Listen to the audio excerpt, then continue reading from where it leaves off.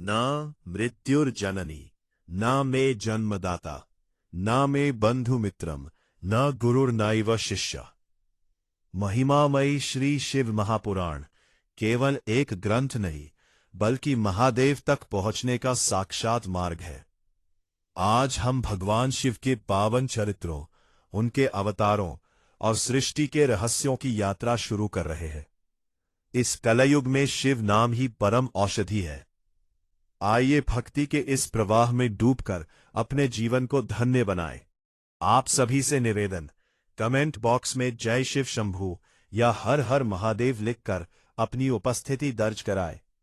पाक सभी इस पावन चर्चा को अपने मित्रों और परिवार के साथ शेयर करें ताकि महादेव की कृपा सब पर बरसे। विद्येश्वर संहिता, छठा अध्याय। ब्रह्मा विष्णु युद्ध। नंदिकेश्वर बोले, पूर्व काल में श्री विष्णु अपनी पत्नी श्री लक्ष्मी जी के साथ शेष शैया पर शयन कर रहे थे। तब एक बार ब्रह्मा जी वहां पहुंचे और विष्णु जी को पुत्र कहकर पुकारने लगे। पुत्र उठो, मैं तुम्हारा ईश्वर तुम्हारे सामने खड़ा हूं। यह सुनकर विष्णु जी को क्रोध आ गया। फिर भी शांत रहते हुए वे बोले, पुत्र तुम्हारा कल्याण हो, कहो अपने पिता के पास कैसे आना हुआ। यह सुनकर ब्रह्मा जी कहने लगे, मैं तुम्हारा रक्षक हूं, सारे जगत का पितामह हूं, सारा जगत मुझ में निवास करता है। तू मेरी नाभि कमल से प्रकट होकर मुझसे ऐसी बातें कर रहा है। इस प्रकार दोनों में विवाद होने लगा। तब वे दोनों अपने को प्रभु कहते कहते एक दूसरे का वध करने को तैयार हो गए। हंस और गरुड़ पर बैठे दोनों परस्पर युद्ध करने लगे।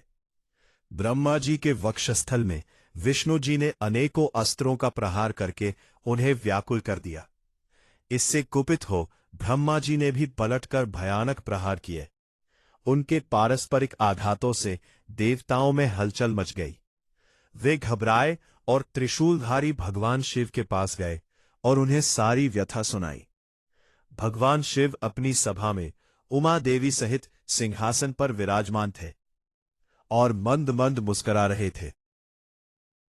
विद्येश्वर संहिता, सातवां अध्याय।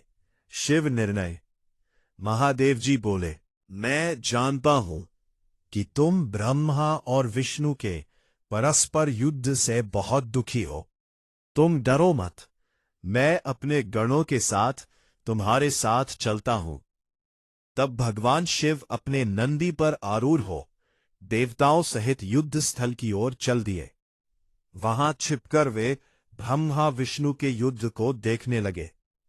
उन्हें जब यह ज्ञात हुआ कि वे दोनों एक दूसरे को मारने की इच्छा से माहेश्वर और पाशुपात अस्त्रों का प्रयोग करने जा रहे हैं, तो वे युद्ध को शांत करने के लिए महाअग्नि के तुल्य एक स्तंभ रूप में ब्रह्मा और विष्णु के मध्य खड़े हो गए।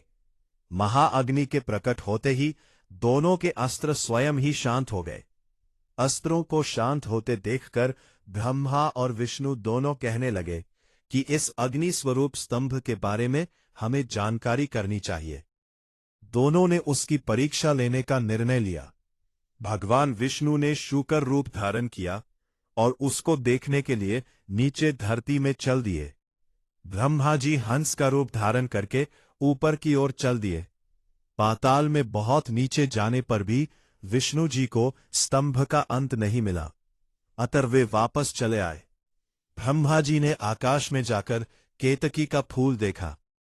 वे उस फूल को लेकर विष्णु जी के पास गए। विष्णु ने उनके चरण पकड़ लिए। ब्रह्मा जी के छल को देखकर भगवान शिव प्रकट हुए। विष्णु जी की महानता से शिव प्रसन्न होकर बोले, हे विष्णु जी, आप सत्य बोलते हैं, अतः मैं आपको अपनी समानता का अधिकार देता हूं।